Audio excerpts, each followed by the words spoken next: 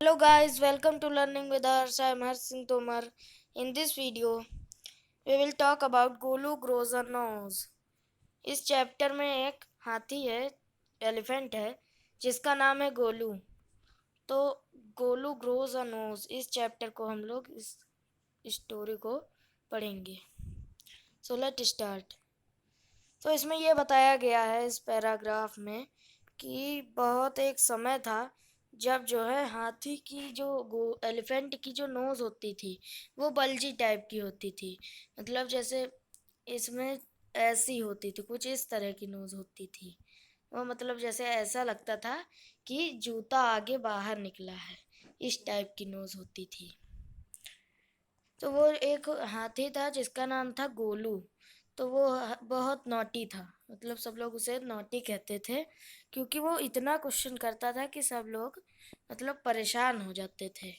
वो एक बार पूछता था अपनी टॉल आंट से जो कि ऑस्ट्रिच है. तो वो पूछा कि तुम उड़ क्यों नहीं सकते हो. फिर एक एक बार उसने टॉल अंकल जिराफ से पूछा कि तुम्हारी स्किन इतनी स्पॉटी क्यों है, मतलब इतने दाग धब्बे क्यों पड़े हैं, ये देखिए जैसे इतने दाग धब्बे क्यों पड़े हैं स्किन पे. फिर एक बार उसने ह्यूज अंकल हिप्पोपोटामस से पूछा कि हिप्पोपोटामस की आंखें हमेशा रेड इतनी क्यों होती हैं. फिर उसने अपने हेरी अंकल बब्बून बब्बून जिसका नाम था, उनसे पूछा कि वो मेलन का टेस्ट मेलन जैसा क्यों होता है. The ostrich, the giraffe, the hippopotamus and the baboon had no answer to Golu question. तो इन लोगों के पास इसका आंसर नहीं था. Golu is a naughty boy, they said. He asked such difficult question. तो एक बार गोलू मैना बर्ड से मिला जो कि मिड ऑफ द बर्श पर बैठी थी. गोलू ने उससे पूछा कि क्रोकोडाइल डिनर में क्या करते हैं.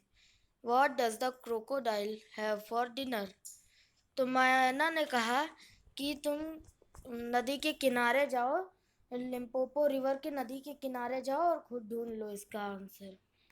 फिर गोलू घर गया. उसने 100 शुगर केन यानी कि 100 गन्ने लिए, 50,000 बनानाज 50 दर्जन बनाना लिए, 25 मेलन लिए उसने. फिर उसने अपनी फैमिली से कहा goodbye, I am going to the great grassy Limpopo river. तो उसने कहा कि बाय बाय अपनी फैमिली से कहा, मैं जा रहा हूँ Limpopo river. I will find out what the crocodile has for dinner. फिर बताया कि मैं ये करने जा रहा हूँ, क्रोकोडाइल क्या खाता है डिनर में, ये सब ढूंढने जा रहा हूँ. फिर रास्ते में उसे एक पाइथन मिला. उसने उससे पूछा have you ever seen a crocodile, what does he look like, what does he have for dinner.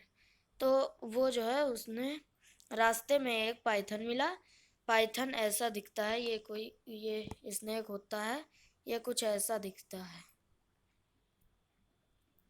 उसने उससे पूछा कि तुमने कभी क्रोकोडाइल यानी मगरमच्छ देखा है, वो कैसा दिखता है, वो अपने डिनर में क्या खाता है.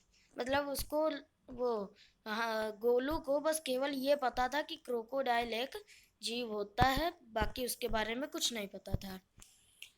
फिर the python uncoiled himself from the branch of a tree but said nothing. Golu politely helped him to coil around the branch again and said goodbye to him. तो पाइथन मतलब जैसे देखिए ऐसे था पाइथन बिंदा हुआ, तो वो मतलब नीचे आ गया. फिर गोलू को कुछ नहीं बोला. फिर गोलू ने कहा कि चलो गुड बाय, जा रहे हैं हम आगे. फिर गोलू आगे गया अपने शुगर केन बनाना और मेलन खाते हुए.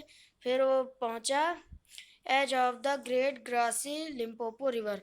फिर वो लिम्पोपो रिवर जहाँ उसे जाना था वहाँ पे उसके एंड पर पहुँच गया, बैंक पर पहुँच गया. फिर It was really a crocodile who winked at him. Excuse me, said Golu. Have you ever seen a crocodile? तो एक क्रोकोडाइल था जिससे पूछा उसने गोलू ने पूछा कि तुमने कभी क्रोकोडाइल देखा है? तो crocodile winked again and lifted his half tail out of the mud. तो क्रोकोडाइल ने अपनी टेल को मड में ऐसे किया, ऐसे किया। ये देखिए जैसे दिख रहा पिक्चर में आपको, ऐसे किया। ओके, फिर lifted half of his tail out of the mud. Come here, little one. Crocodile ने कहा कि यहाँ आओ बच्चे, यहाँ आओ बेटा, ऐसे कहा क्रोकोडाइल ने। फिर why do you ask such question? Crocodile ने कहा कि तुम ऐसा क्वेश्चन क्यों पूछ रहे हो? I want to know. Come closer, little one, for I am the crocodile. And he shed crocodile tears to show it was quite true. तो क्रोकोडाइल ने कहा कि मैं ही क्रोकोडाइल हूँ, और ये प्रूफ करने के लिए उसने अपने कुछ मतलब आंसू बहाए। मतलब आंसू ऐसे कि जब कोई क्रोकोडाइल कुछ खाता है तो उसके मतलब ऐसा वो सलाइन वाटर निकलता है आंखों से, तो वो उससे प्रूफ हो गया कि वो क्रोकोडाइल है। Golu was afraid but he sat down on the bank and said. Golu डर गया और फिर वो नदी के किनारे पर बैठ गया और बोला, you are the very person I was looking for. Please tell me what you have for dinner. तो गोलू ने कहा कि आप वही हो जिसकी मुझे तलाश थी, अब मुझे जानना है कि आप डिनर में क्या खाते हो। Come here little one and I whisper the answer to you, said the crocodile. तो क्रोकोडाइल ने कहा कि यहाँ आओ, मैं तुम्हारे कान में बता देता हूँ, ये एक सीक्रेट है, ऐसे करके उसे अपने पास बुलाया। Golu put his head down and close the crocodile snout and the crocodile cot him by the nose. तो अब गोलू पास आया, गोलू तो भोला भाला था, तो क्रोकोडाइल ने उसकी ये बल्जी नोज को पकड़ लिया, ऐसे करके बल्जी नोज को अपने पकड़ लिया। ये देखिए जैसे दिख रहा है इस फोटो में। Golu put his head down. I think, said the crocodile, today a baby elephant will be my dinner.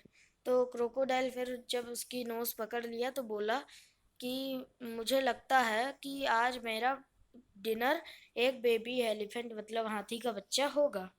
Let me go, you are hurting me, Mr. Crocodile screamed Golu.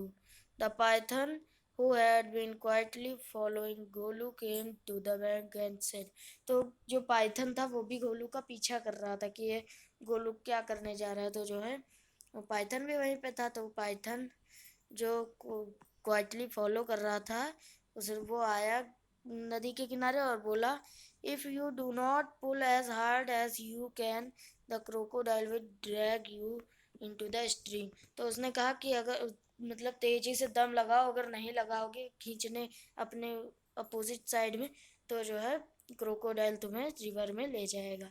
Golu set back on his little haunches and pulled and pulled. The crocodile slipped into the water, making it all creamy with great sweeps of his tail. And he also pulled and pulled. तो मतलब सब लोग खींच रहे थे opposite side अपने, कि जो ज़्यादा खींच ले। Then the python coiled himself round Golu's stomach and said, मतलब पाइथन ने गोलू को कुछ इस तरह से पकड़ लिया जैसे ये पिक्चर में दिख रहा है। फिर पाइथन ऐसे पकड़ा और बोला, लेट्स पुल हार्डर। गोलू मतलब बोला कि और तेज खींचो। Golu dug his four leg in the mud and pulled, मतलब उसके चारों के चारों पैर गोलू के कीचड़ में धंस गए थे बिल्कुल। The nose kept on stretching, मतलब क्रोकोडाइल ने नाक से पकड़ा था तो नाक तो खींचती गई, तो वो बहुत लंबी होती गई उसकी नाक। फिर गोलू को बहुत दर्द हुआ। फिर बाद में जब वो धीरे से मतलब नाक लंबी होते गई, फिर क्रोकोडाइल से छूट गई गोलू की नाक में जो पकड़ा था, फिर गोलू तो बच गया। फिर बाद में उसकी नाक 5 फीट लॉन्ग हो चुकी थी। फिर गोलू बैठा और अपनी नाक को रैप किया बिग बनाना लीफ, मतलब केले के पत्तों में अपनी नाक को रैप किया। Grass Limpopo river to cool, तो अपनी वो जो नाक थी उसको डिप कर दिया लिम्पोपो रिवर में। क्रोकोडाइल तो चला गया था, तो लिम्पोपो रिवर में डिप किया और थोड़ी देर बैठा रहा कि उसकी नाक श्रिंक हो जाए, कूल हो जाए, ठंडी हो जाए।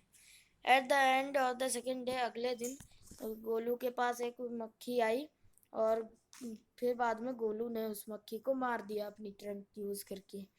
तो advantage number 1, hissed the python, you मतलब पाइथन उसके साथ था तो उसने बताया advantage number 1, you don't have done it with small nose, try and eat a little now.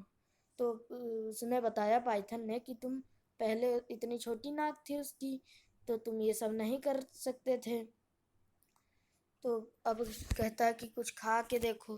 Golu put out his trunk and plucked a large bundle of grass, फिर गोलू ने अपनी नाक को उठाया और खूब सारी ग्रास उससे पकड़ के निकाल दी। फिर बोलता है python advantage number 2, hissed the python, you couldn't have done it with a small nose, don't you think the sun is too hot now. तो पाइथन कहता है कि तुम पहले ये सब नहीं कर सकते थे, अब तुम ये सब कर सकते हो। Golu scooped out some of mud from the bank and slapped it on his head. तो गोलू ने कुछ मतलब रिवर के किनारे था तो कुछ मड यानी कीचड़ लिया और अपने हेड पे लगा लिया।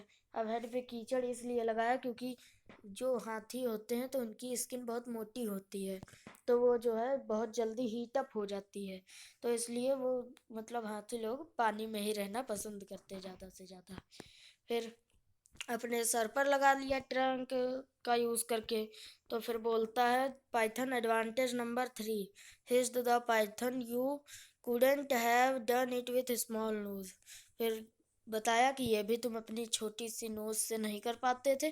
फिर गोलू बोलता है thank you mister python, said the Golu gratefully, I will remember all this and now I will go back to my family. तो ये बताया कि अब मैं घर जाता हूँ, मैं ये सब याद रखूँगा। इसको लिखा है यूडियार्ड किपलिंग ने। सो ये था हमारा चैप्टर। Thank you.